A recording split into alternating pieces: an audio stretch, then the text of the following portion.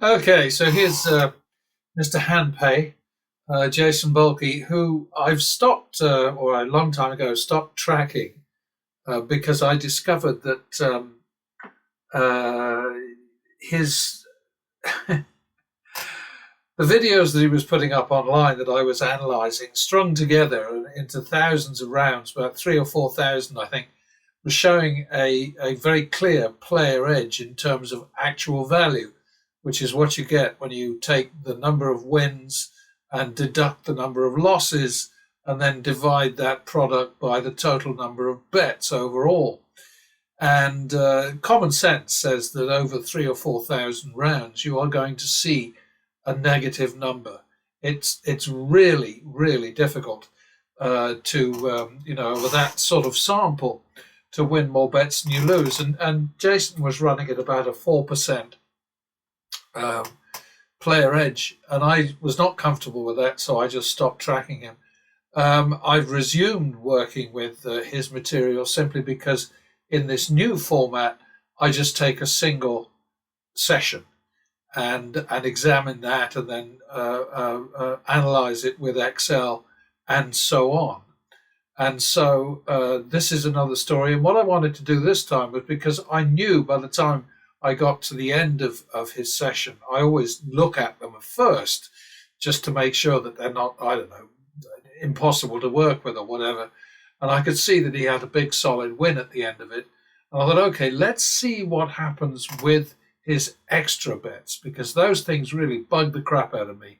They are a complete casino invention. The house loves it when people spread away from just one round, one hand, and spread out to multiple bets because it increases the house advantage by quite a bit. And so I was just interested to see how that would work out. Now, I'll tell you in advance that, in fact, he got badly hurt by his extra bets this time. But that's not a surprise to me at all. I mean, I've been saying it for I can't remember how long. John Sirasani does it a lot. He spreads out to 2 and 3 bets, sort of overall. So 1 or 2 extras. And Degen Dolt does it, and Vegas Matt does it, the king of the shills. And, and Crazy Cody Burn Money. Oh, my God, that guy is just insane. But Crazy Cody, I mean, he really deserves his name because he will just sit and take anything. He'll just keep on playing. Take it. I mean, there's a rule in pattern betting: don't bend over, DBO.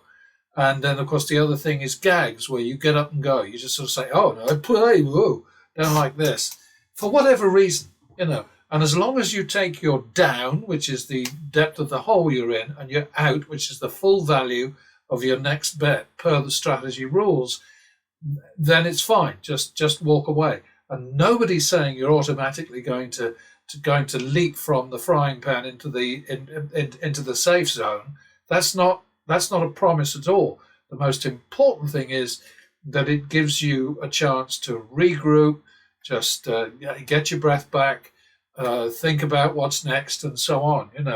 And the pattern for most of these sessions is just ping pong, more or less. I mean, like it's a couple of losses, a couple of wins, a win, 2 losses, 3 losses, 2 wins, and so on, which is what pattern betting depends on. That is the engine that makes money for pattern betting, okay?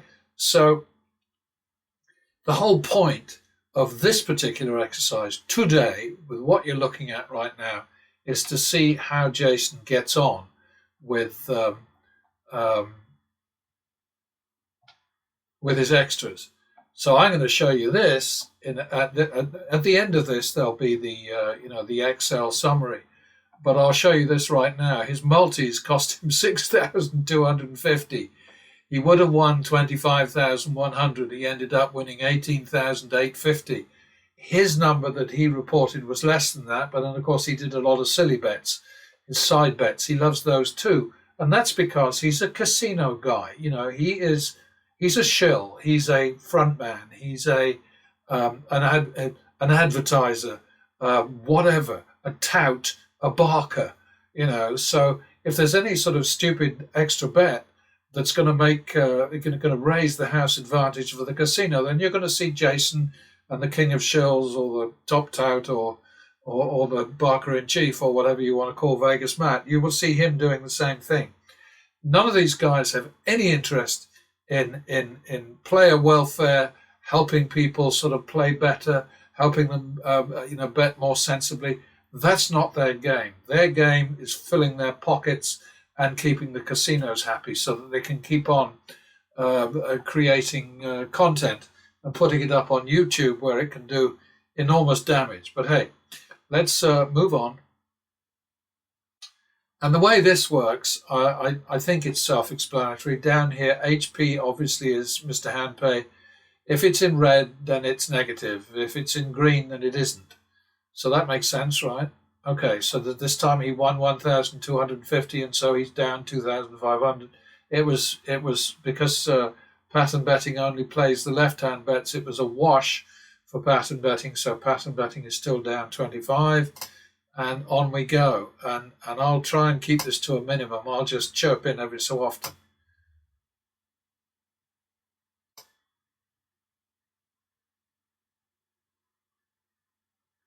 Good opportunity for card counters, this. I don't believe in card counting, but anybody who wants to can count the cards here. Very rarely, when the player busts, then you might not get to see this, the whole card, the dealer's whole card, but that doesn't really matter. That's got that evens out over time. Oh, this is worth commenting on. I think this is the 17,000 that he collected from 9 dealer 22s.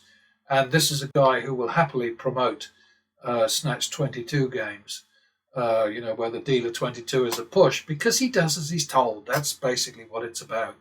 And Vegas Matt is the same, and Bobby Rivas in particular will keep going to Double Down Madness, which is just absolute crap, along with free bet blackjack, just total rubbish. But they all do it because that's their job. I'm sort of like on the fence as far as surrender is concerned. It wasn't available to me, back when I lived in Nevada, and if it was, I didn't notice it, didn't care to have anything to do with it. So it may be a good idea, it may not be. See, this time he surrendered, and he would have caught that red queen there. So it was a good idea that time.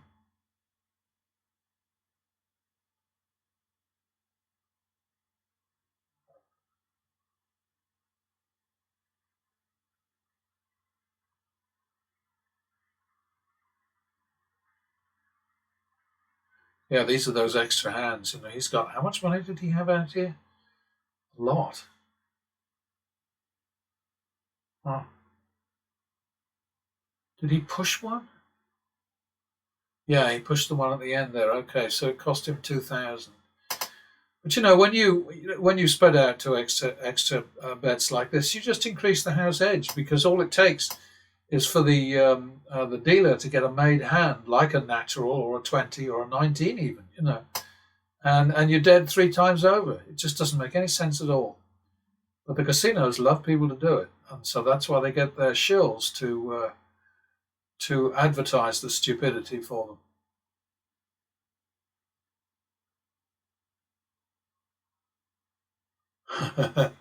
Yeah, you get a double down, and then you pull a 5 like that. That's great. John Sirasani would say that that's proof of greatness, but it's not. Bad joke. Yeah, down there, bottom right, you can see what the actual bet is and what the cumulative result is. So he's doing well right now.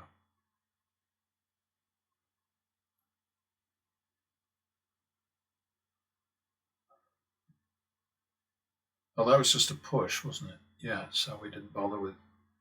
Is that another push? Yeah, it is. Okay, you won't see anything down bottom right on a push, because it's just a waste of time.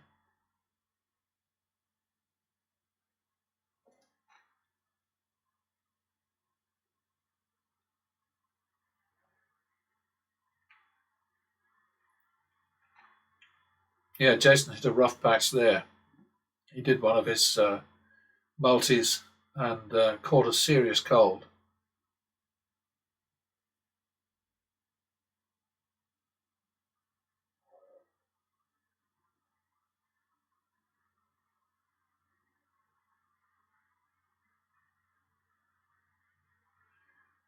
And here's pattern betting doing ridiculously well. Biggest bet of the session, 4,000, and it paid off with a 6,000 return. That's always worth having. But you can't write those off as just being irrelevant, because they happen all the time. They happen to the dealer, they happen to the player. Like I say here, surrender is the smart choice only when it's the right choice. That seems exactly the same as the last time. That's odd. Huh. I have to look that up in a bit.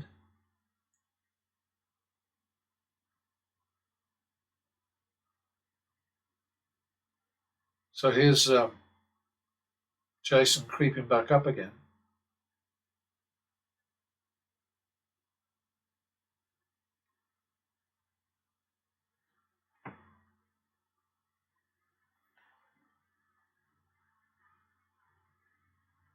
There it is. Nice biggie.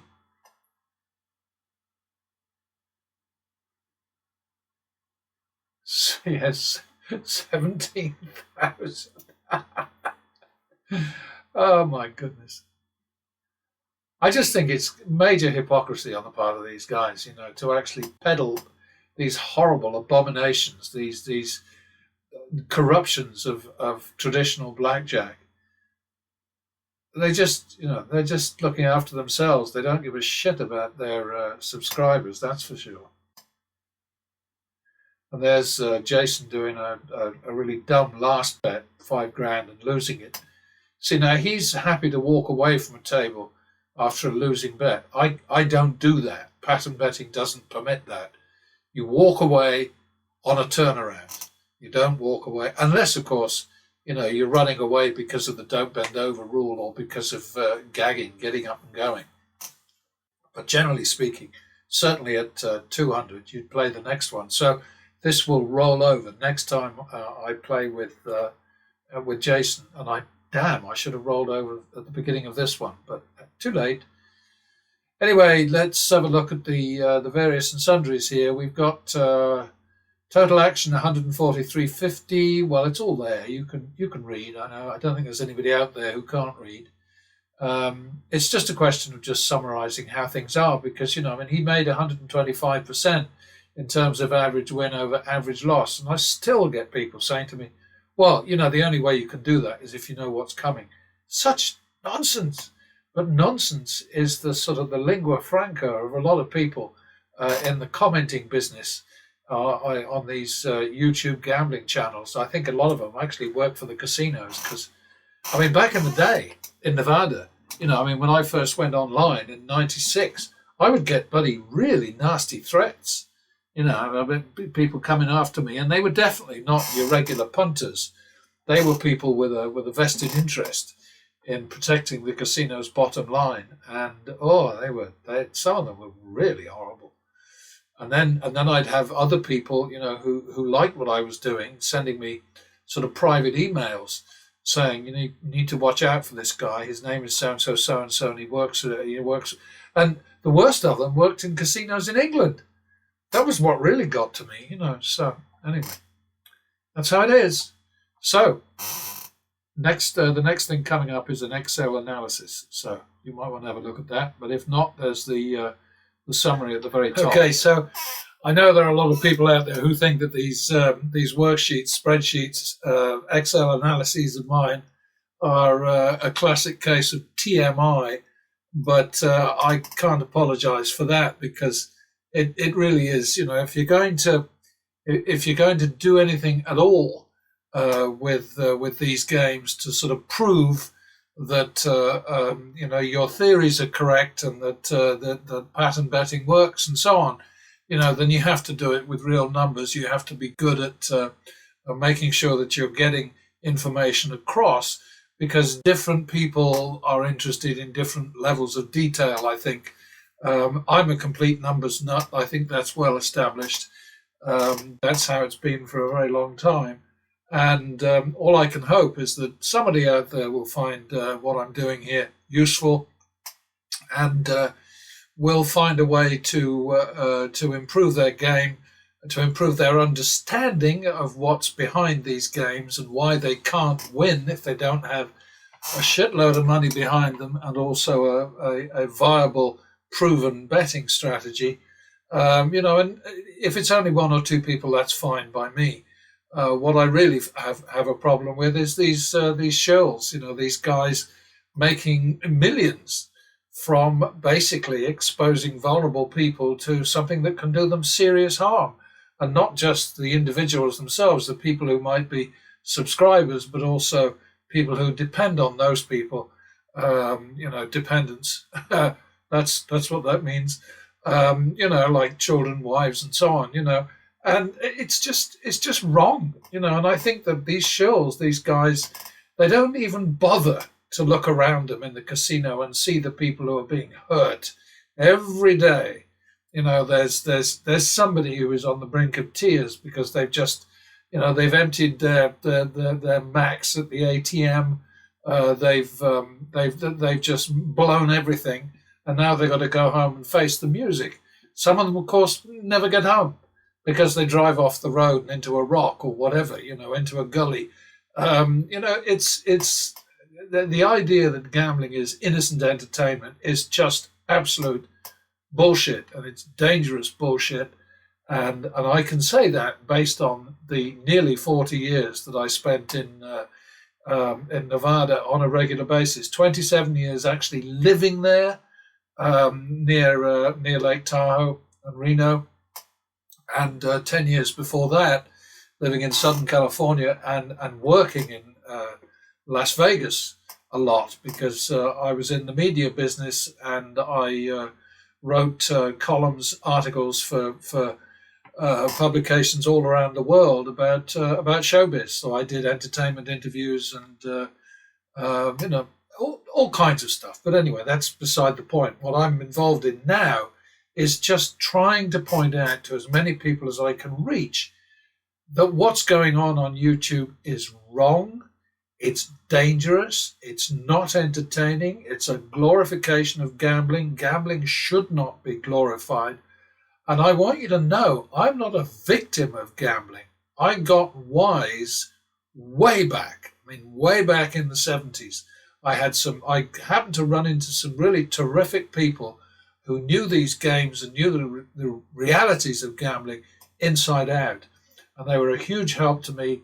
And out of those, those encounters grew pattern betting, which in the early days was called Turnaround, and then it became Target when I started a blog on Google, and it's still there. It's 15 years later, it's still there.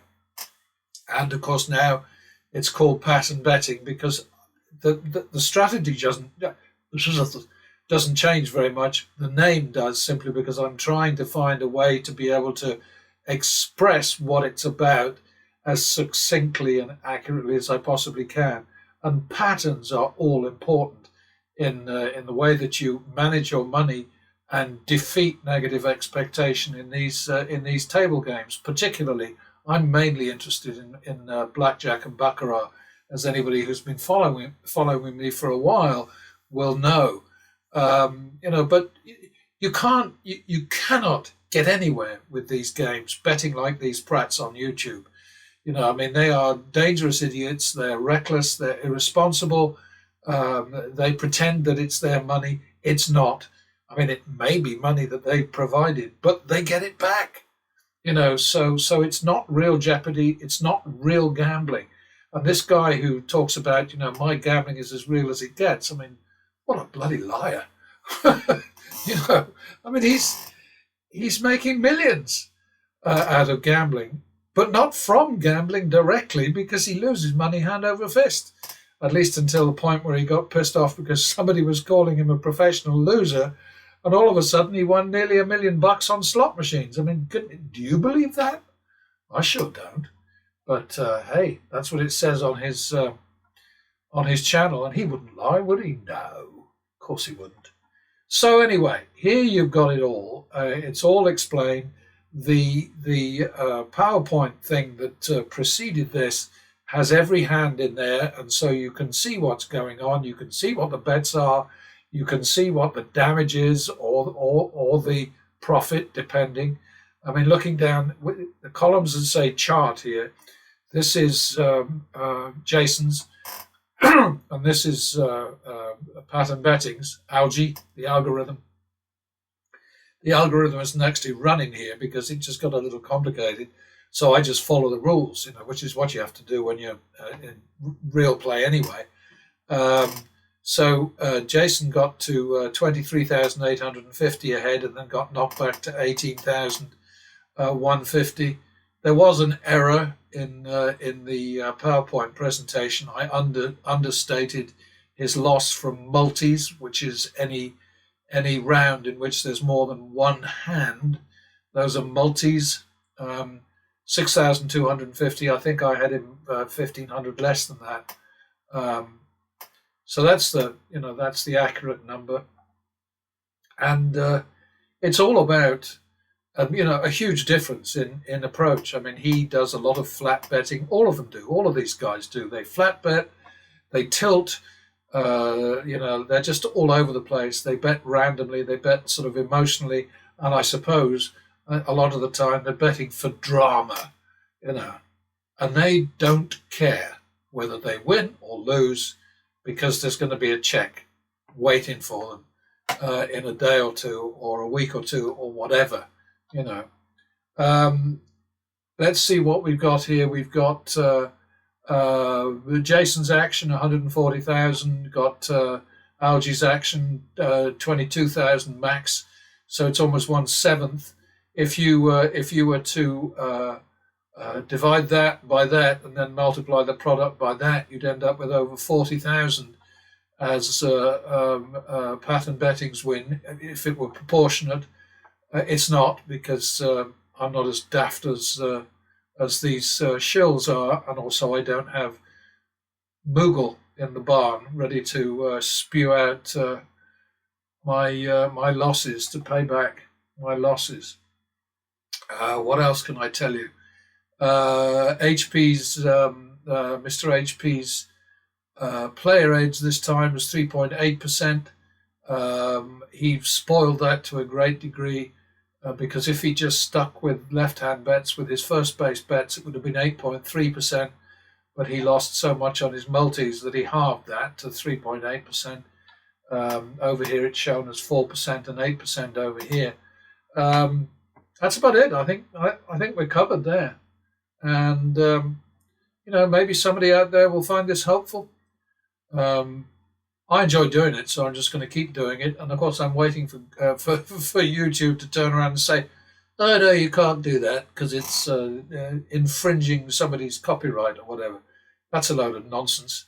These people who set themselves up as some kind of benchmark for exciting, entertaining, relaxing gambling, thrilling, whatever, deserve to be analysed, and I'm here to do it. So that's my game. They've got theirs. They're making a lot more money than I am, but I don't envy them one bit, because I couldn't live with myself if I was doing what they're doing.